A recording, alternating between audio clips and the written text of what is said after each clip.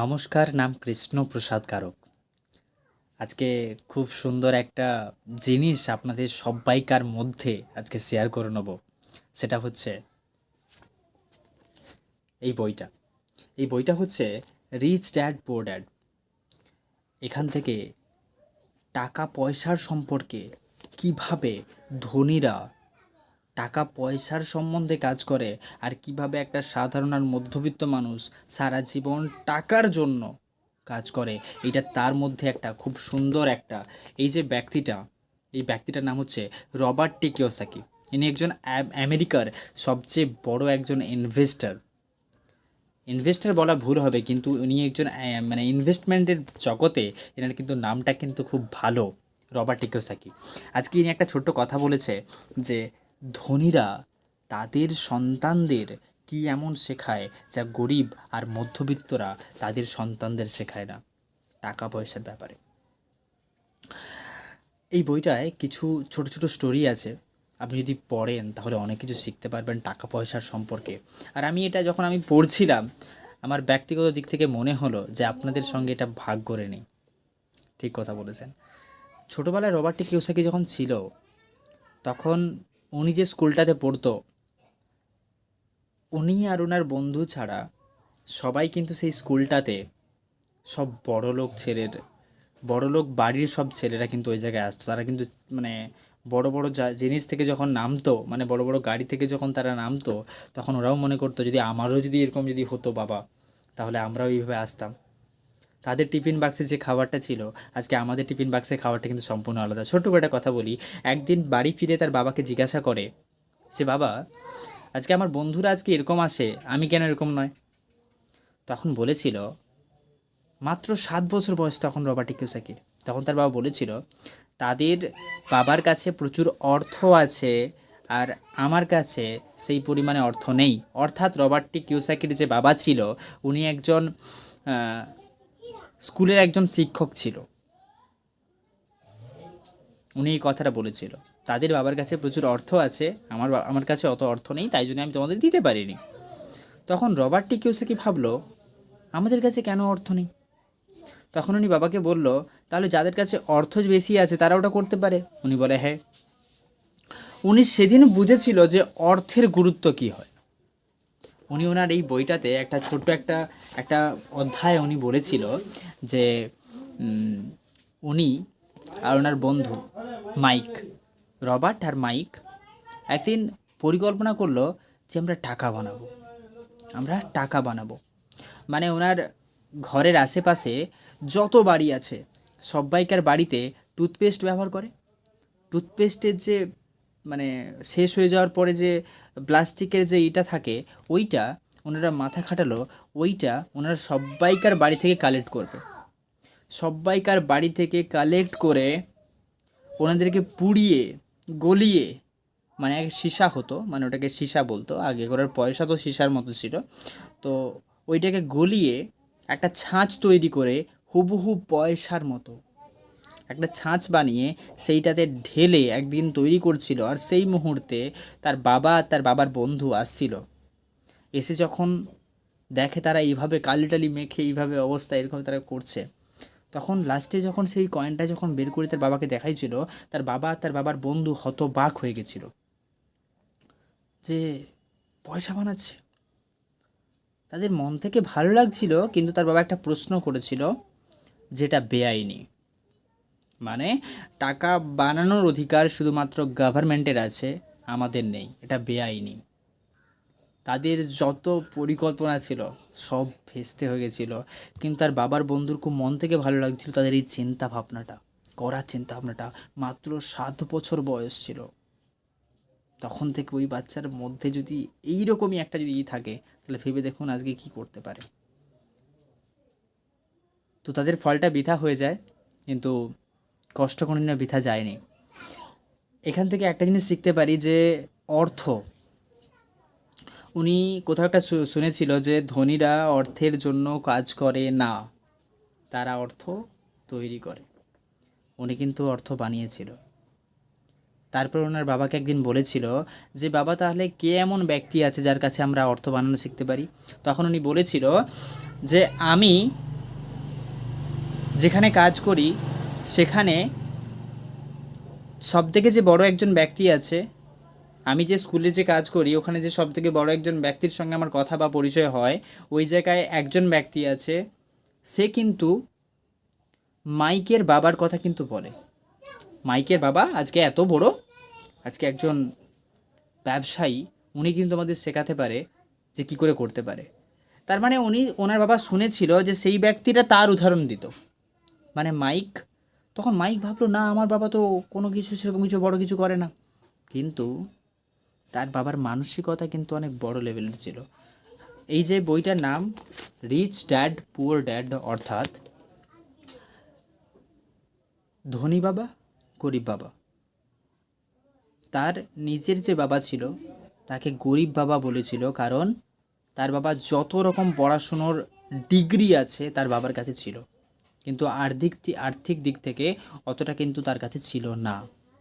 আর তার যে বন্ধু, তার যে মাইক ছিল, মাইকের যে বাবা ছিল, তার বাবাকে কিন্তু ধনী বাবা বলেছিল, কারণ উনি এটা বিশ্বাস করত ওনার মাত্র 8 পাস ডিগ্রি ছিল, আর কোনো পড়াশোনার যোগ্যতা ছিল না, কিন্তু উনি সম্পত্তি কিভাবে তৈরি করতে হয় উনি সেটা করেছিল। উনি অনেকগুলো রেস্টুরেন্টের মালিক ছিল, অনেকগুলো ফ্র্যাঞ্চাইজির মালিক ছিল, যার জন্য কিন্তু ওনার সঙ্গে অনেক মানুষকে উনি কিন্তু কাজ করাতো। উনি একটা কথা বলতো যে আজকে আমি অশিক্ষিত হতে পারি, কিন্তু আমি যত মানুষকে নিয়ে কাজ করব তারা যেন আমার থেকে বেশি শিক্ষিত হয়, অর্থাৎ বেশি শিক্ষিত মানুষ যেন আমার সঙ্গে যেন কাজ করতে পারে। উনি করতো সেটা। আর তখন থেকে রবার্ট টি কিওসাকি ওনার কাছে যায় যে পরামর্শ চাওয়ার জন্য, তবে থেকে ওনার যে জ্ঞান উনি পেয়েছিল যে একটা কথা, ধনীরা অর্থের জন্য কাজ করে না, অর্থকে তার জন্য কাজ করায়। এখানে আরেকটা ছোট্ট ঘটনা শেয়ার করব, যেটা হচ্ছে এই কথাটা উনি যখন অ্যাপ্লাই করে, কীভাবে অ্যাপ্লাই করেছিল রবার্ট টি কিওসাকি। ওনার যে কাজ করতো একটা জায়গায়, যেটা হচ্ছে একটা শপিং মলে কাজ করতো, মানে মাইকের বাবার একটা শপিং মলে কাজ করতো বিনে পয়সা, 1 টাকাও নয়। শেখার জন্য কাজ করো, অর্থের জন্য নয়। একটা কথা বলেছিল, শেখার জন্য কাজ করো, অর্থের জন্য নয়। ওই জায়গায় একটা পয়েন্ট ছিল যে শেখার জন্য কাজ করো, অর্থের জন্য নয়। ওই জায়গাটায় শপিং মলে যখন কাজ করে, তখন ওই শপিং মলে স্টোরে একজন ম্যাডাম থাকতো, তাদের আন্ডারে ওনারা সব কিছু পরিষ্কারের কাজ করতো। রবার্ট টি কিওসাকির মাইক, ওই জায়গায় কিছু হোলসেলার এসে কমিক বই মানে ছোটো বাচ্চাদের কার্টুনের কিছু বই হয় না, সেই সব বই আগে ওখানে ফ্রি অফ কস্ট দিয়ে যেত। তো ওখানে জমে জমে জমে জমে একটা জায়গায় অনেক জমে গেছিলো। তখন একদিন দেখে সেই কমিক বই উনি দেখছিল, দেখতে দেখতে দেখতে তখন বলে যে এই বইগুলো কী করছো? তখন বলে কিছু না, জাস্ট পড়ে আছে। তখন যে ডিস্ট্রিবিউটার আছে, সেই ডিস্ট্রিবিউটারকে বলেছিল যে আচ্ছা ঠিক আছে, তোমার যে বইগুলো যে আছে আমি বিক্রি করব না, তুমি আমাকে কি দেবে যাতে আমি রাখতে পারি কোনো জায়গায়? উনি বলছে একটা শর্ত ছিল। কি শর্ত? আমি দিতে পারি কিন্তু একে বিক্রি করা যাবে না। বলে না, আমি বিক্রি করব না। উনি কালেক্ট করতে করতে করতে করতে করতে করতে অনেক জমা হয়ে গেছিল। জমা করে ওনার বন্ধুর, ওনার মায়ের একটা স্টোর ছিল, সেই স্টোরটাকে কী করেছিল, পরিষ্কার করে দু বন্ধু প্রচুর কষ্ট করে সেটাকে একটা লাইব্রেরিতে কনভার্ট করে দিয়েছিল। কি হয়েছিল স্টোরিটা, লাইব্রেরিতে কনভার্ট করে দিয়েছে। লাইব্রেরিতে কনভার্ট করার পরে ওই জায়গায়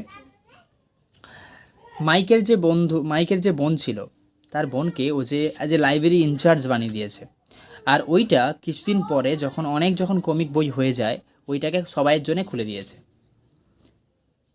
এন্ট্রি ফ্রি $1, এন্ট্রি ফ্রি $1।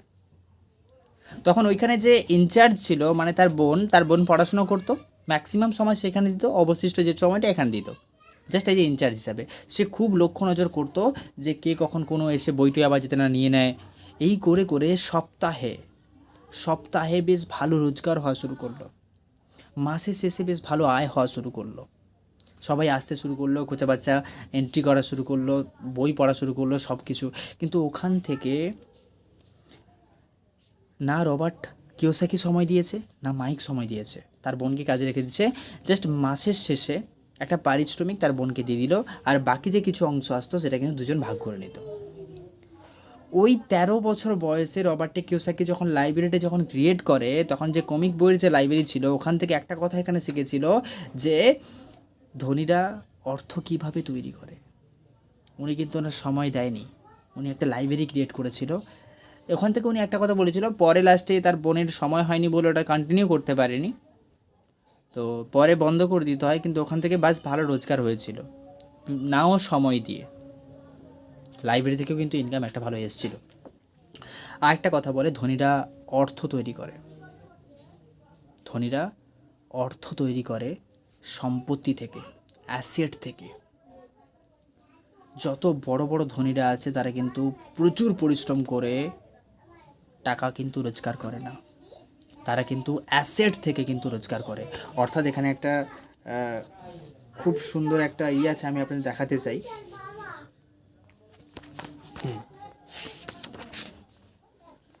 এই দেখুন, এই যে ছকটা, এটা হচ্ছে মধ্যবিত্তদের ছক।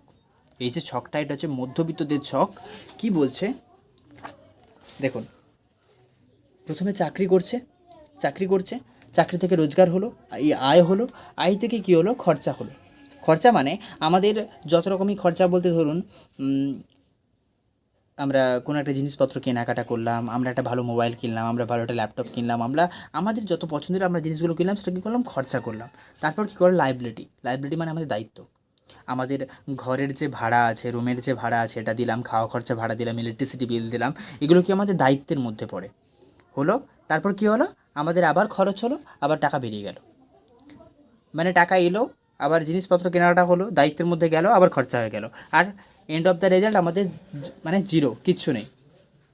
ঠিক আছে, আমাদের লোন আছে, আমাদের দায়িত্ব আছে, অনেক সব কিছু দেওয়ার পরে বাচ্চাদের পড়াশোনার খরচ সব কিছুতে আমাদের বেরিয়ে গেল, টাকা আমাদের আর নেই। আর ধনীরা কী করে এটা দেখে নিন। ধনীরা এখানে কী করে, ফার্স্ট অফ অল আয় করলো ব্যবসা থেকে, আয় এলো, খরচ হলো, খরচ হওয়ার পরে সেটা আবার সম্পত্তি গেল, তারপর দায় আছে।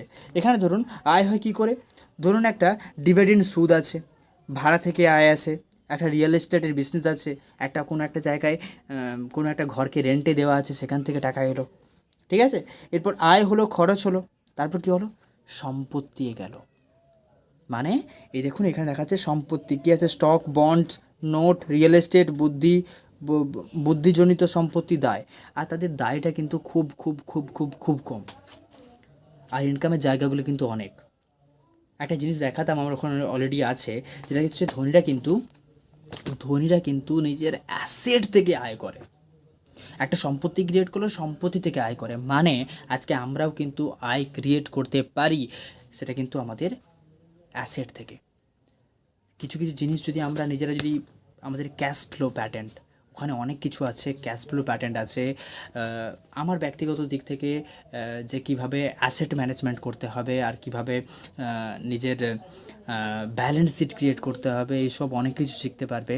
যেটা কী হয়, আমার ছোটো ছোটো অভিজ্ঞতা যেটা মনে হয় যে এই বইটা থেকে আমি টাকা পয়সা সম্পর্কে অনেক কিছু শিখতে পেরেছি, আর যেটা আমার শেখা প্রয়োজন।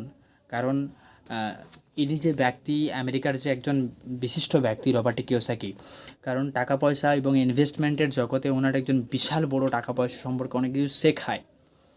আজকে ওনার জীবনের যদি পড়েও যদি আজকে কিছু পার্সেন্টেজও যদি আমি শিখতে পারি, কারণ একজন বিশিষ্ট ব্যক্তি একটা কথা বলে যে একটা বই তোমার জীবনের 5 বছর, একটা ভালো বই তোমার জীবনের 5 বছর বাঁচিয়ে দিতে পারে, কিন্তু সমস্যা হচ্ছে একটাই, যে মানুষ পড়ে না।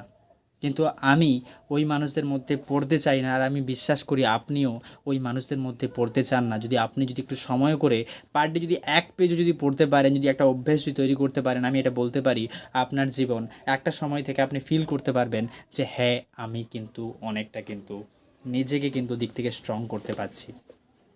তো একটা ভালো অভ্যাস একটা ভালো মানুষ তৈরি হতে সাহায্য করে। আর যেটা হচ্ছে, এটা কিন্তু ইনভেস্টমেন্টের জগতে আমি এটুকু মনে করি, টাকা এমন একটা জিনিস, প্রত্যেকটা মানুষ প্রত্যেকটা মুহূর্তে প্রত্যেকটা সময়ে এই জিনিসটাকে নিয়ে ডিল করে, তাহলে কেন সেটাকে আমি সচেতনভাবে জানার পরে আমি ডিল করব না। Thank you so much. আমিও বিশ্বাস করি যে আপনি এটাকে খুব ভালোভাবে সিরিয়াসলিভাবে নেবেন, যেটা কিন্তু আপনারই জীবন উন্নতি করতে সাহায্য করবে। Thank you so much.